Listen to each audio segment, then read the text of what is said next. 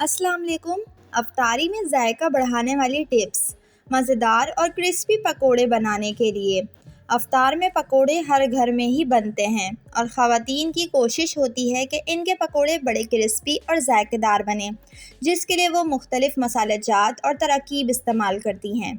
मगर फिर भी अक्सर ख़वातीन के पकोड़े क्रिस्पी और मज़ेदार नहीं होते। लेकिन अगर आप पकोड़े बनाते वक्त बेसन में 1 चम्मच कॉर्नफ्लोर या चावल का आटा शामिल कर दें तो पकोड़े क्रिस्पी, खस्ता भी बनेंगे और मज़ेदार भी होंगे। लजीज चना चाट बनाने के लिए। अक्सर लोग ये शिकायत करते हैं कि चना चाट बनाते वक्त चने या तो गल कर हलवा हो जाते हैं या फिर कच्चे रह जाते हैं। तो जब भी चना चाट बनाने लगें तो चनों को स्टील के बर्तन में इस वक्त तक उबालें जब तक इनसे झाग ना निकले और वह नरम ना हो जाएं। फिर इन्हें पानी से निकाल कर ठंडा करने के लिए रखें। इस तरह चने टूट कर बिखरेंगे भी नहीं और अच्छी तरह से पक भी जाएंगे। समोसे और रोल की पट्टियाँ महफूज करने के लिए बेहतरीन तरीका।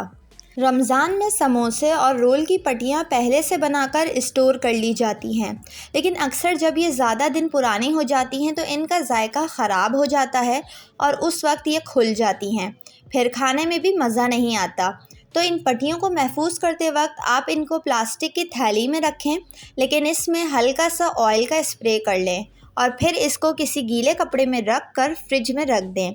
ये बिल्कुल महफूज हो जाएंगी और लंबे अरसे तक जायकेदार भी रहेंगी। समोसे रोल तलते वक्त के लिए। बहुत से लोगों की ये शिकायत होती है कि जब भी कोई चीज़ जैसे समोसे या रोल वगैरह तलते हैं तो बहुत ऑयली हो जाती है। जब इन्हें खाते हैं तो ऑयल मुंह में आता है और जायका भी ख़राब होता है। तो इसका आसान हल ये है कि कढ़ाई में तेल डालने से पहले 1 चम्मच नींबू का रस डाल दें, फिर समोसे वगैरह तलें तो इनमें ऑयल कम जज्ब होगा। रोल समोसों को क्रिस्पी रखने के लिए। जब भी रोल या समोसे तलें तो उसको निकाल कर इस पर थोड़ा सा बेसन छिड़क दें।